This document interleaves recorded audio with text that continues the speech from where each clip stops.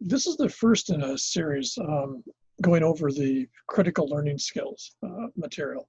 I decided that it actually makes more sense to do these as slides presentations rather than have you just get struggled through the PowerPoints. So I'm going to try hard not to read the slides, but I want to go over the emphasize the material. The first of these is actually looking at employment in the 2020s. And this is, of course, a huge concern to most of you as students because you're going to be the workforce and you want to have as good a job as possible that serves not only your skills, but also what you have in your sense of what you want to be in the future. And that's actually key to that is the idea of being able to critically think and critically learn. Universities don't teach you how to think. Universities can help you to think. And in many ways, I would point out this isn't actually a matter of saying, okay, learn how to do this. It's more in providing you with material where you have to figure out the puzzle or providing you with material that you find interesting and start to investigate on your own. Skills are not something that you teach someone else.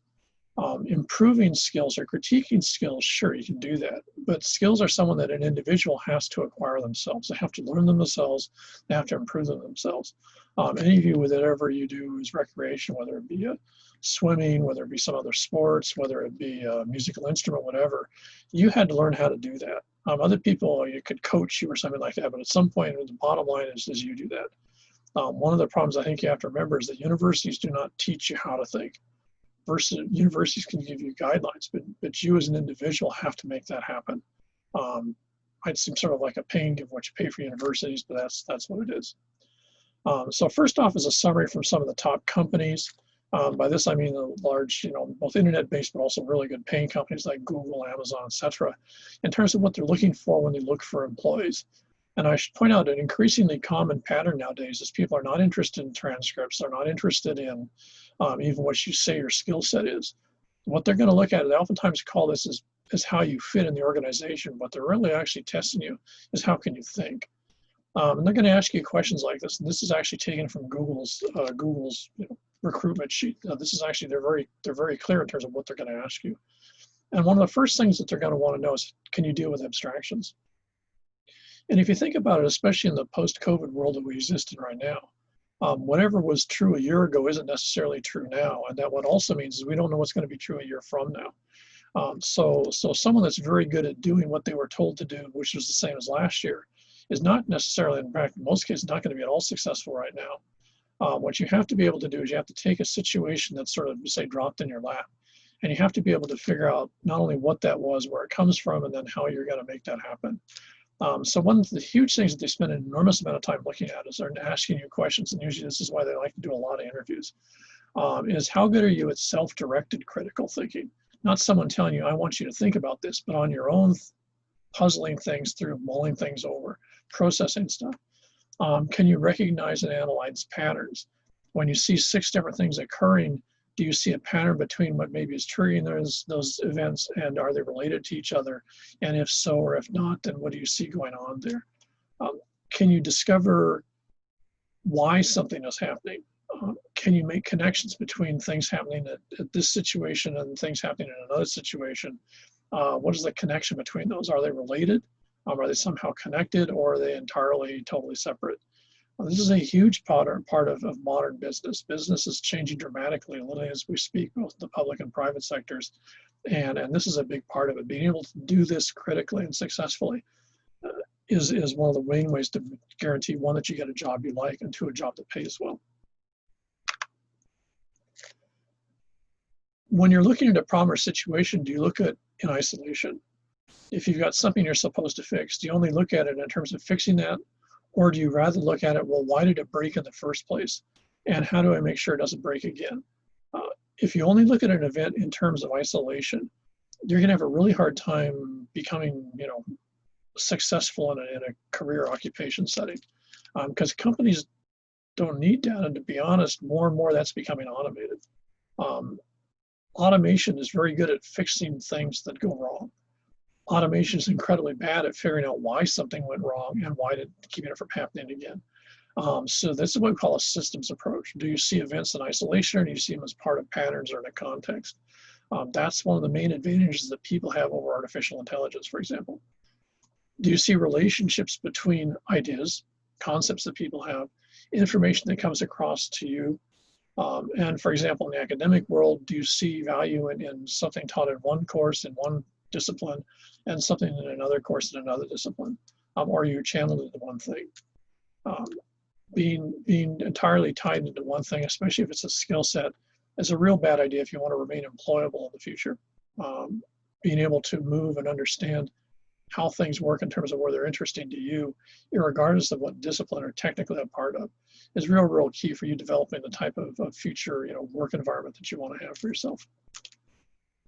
One of the really key things is that you have to have the ability to take the initiative. If something is there, do you try to actually work it out, figure out what's happening, and actually analyze it yourself? Or you wait for someone to tell you, well, you better do this or else I'm not going to give you a grade in this class. That's not viable in the work world today. This idea of close supervision where you basically give someone a particular task and figure that they're going to do it and then you just score them at the end of it. That's not how the work world works anymore. I'm not sure it ever did, but it sure isn't now. And again, this is automation. Automation and artificial intelligence takes the need to have directed tasks out of the realm of people and puts in the range of automated devices. So having initiative and being able to take personal control of what's put in front of you or things maybe that aren't even put in front of you is really key to being an attractive employee. Or of course, running your own company even more so. And again, as I mentioned earlier, can you visualize why something happens? If something's broke, can you visualize, is that a cause or is that an effect? What are the consequences of that breaking?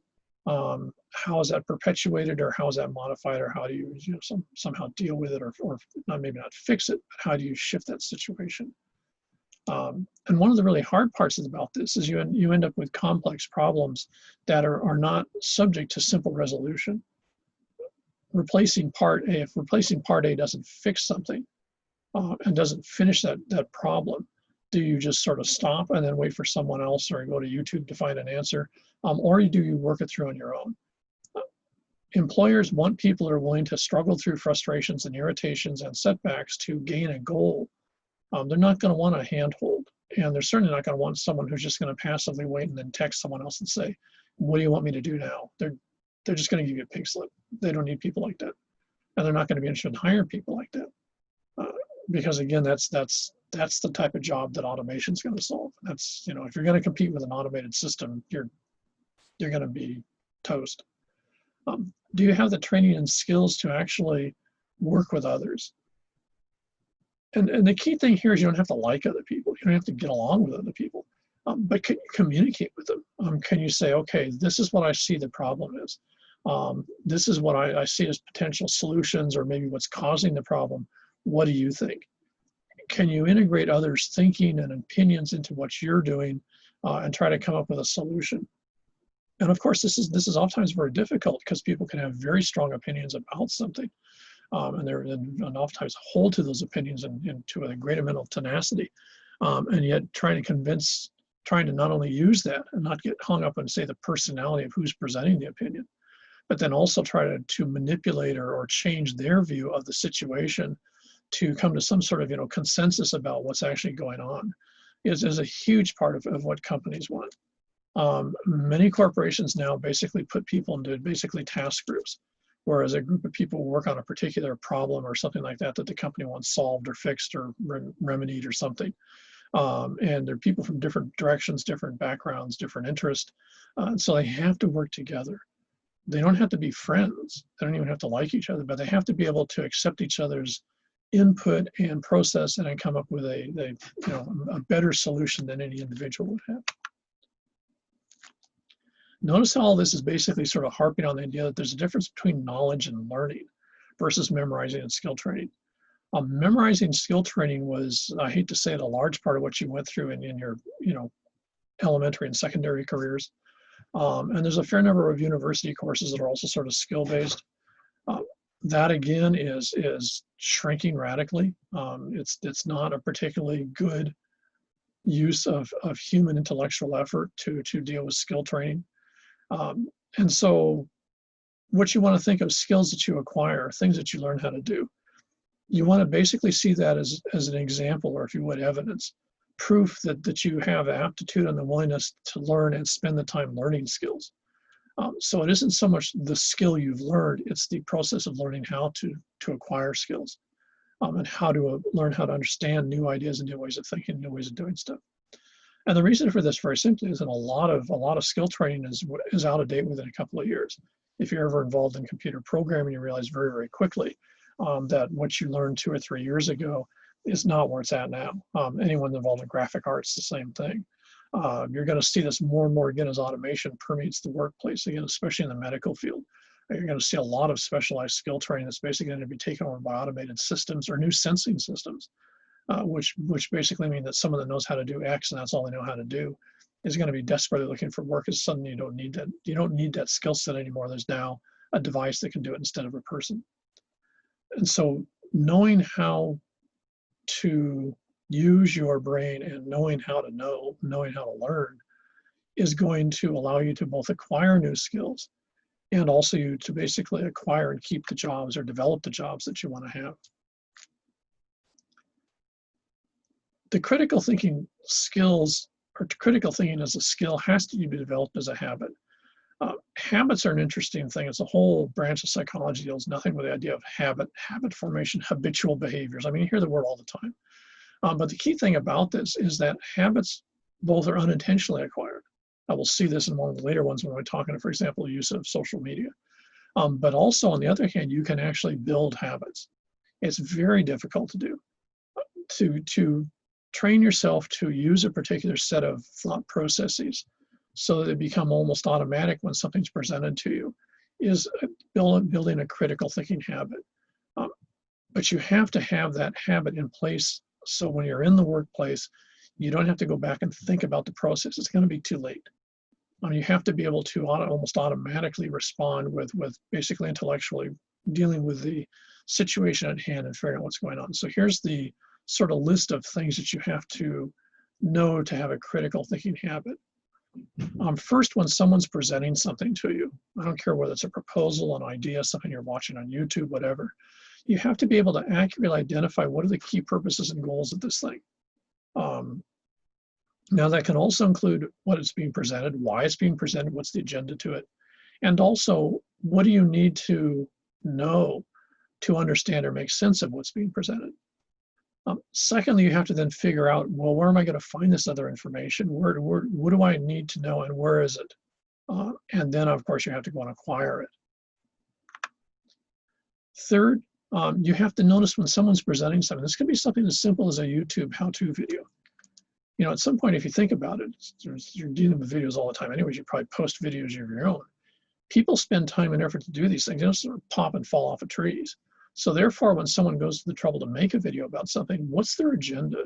What is motivating them to spend the time and effort to do that?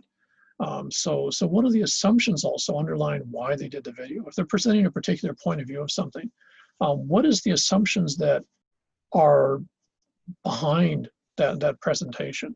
Why are they saying something in this way versus not that way? And of course, then that goes back to the earlier point. You have to understand the context of things, and you have to find data information outside so that you can evaluate what are those assumptions. You know, very rarely is someone going to actually tell you, I did this because I have an opinion on this and I want to convince you I'm right. They're very rarely going to say that. They're usually going to present it if it's fact. And then you have to actually go through and sort out, okay, what's actually going on? What did they talk about? And maybe what didn't they say? And so when you're also doing this, this means that you have to listen very carefully to what you're seeing or reading or watching or whatever, and actually figure out what are the key concepts and ideas that you actually see here. Are there different points of view on those things? And so when you're watching these, if you don't do this, you're going to find it very hard to consume material you don't agree with.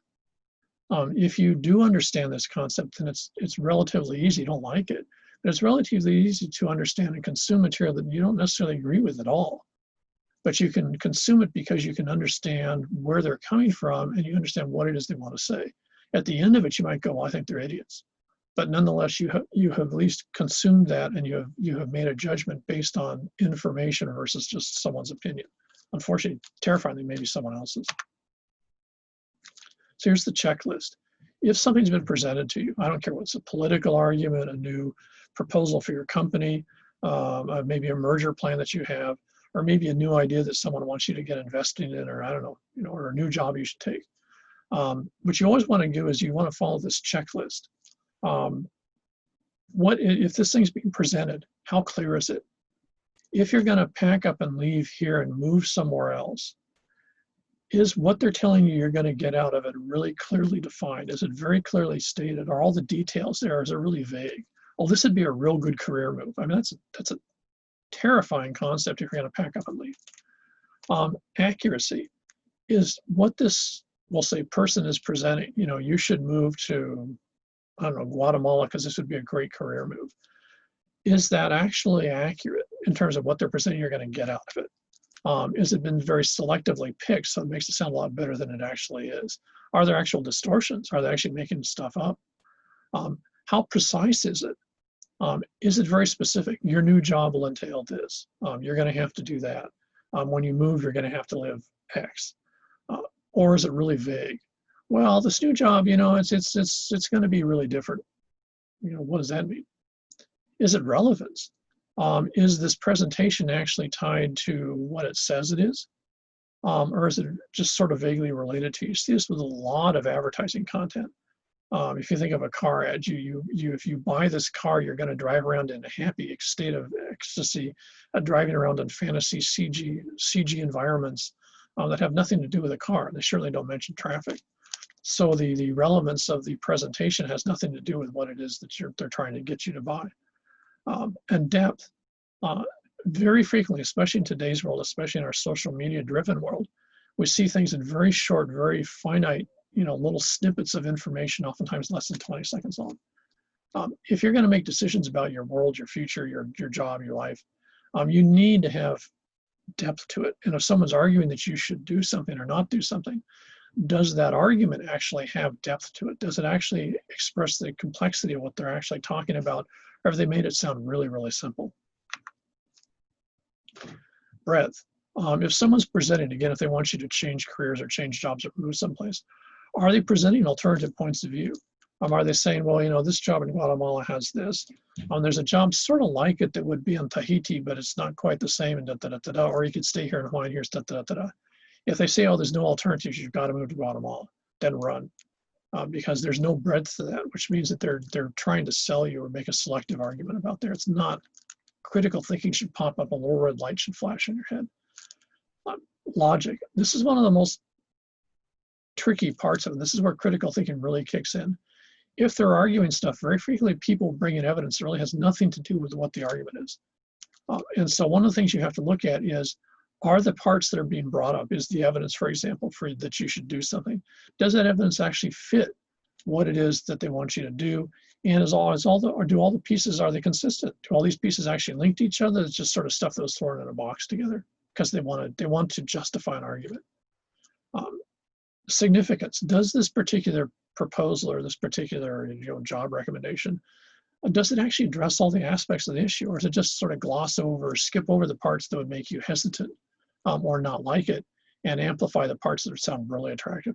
Oh, this job would be really fun in Guatemala. It's a fun place to live. Yeah, well, maybe, but that's all they talk about. Then you don't really know what the job's about, and you don't really know what Guatemala's like. And equity, and this sort of ties into breadth. If they're presenting alternative points of view, alternative arguments, for example, well, you could take this alternative job in Tahiti. Are they presenting it in a way that's actually legitimate, in the sense that they're actually clearly defining what that job has and how it compares to the Guatemala one? Or are they rather just sort of dissing on it and making it sound like, this is, if you've got any brains, you've got to take this job, and these other jobs, they're just not really out there. So, this is equity. Equity and breadth are very closely related, but they're somewhat slightly different in terms of subtlety and approach.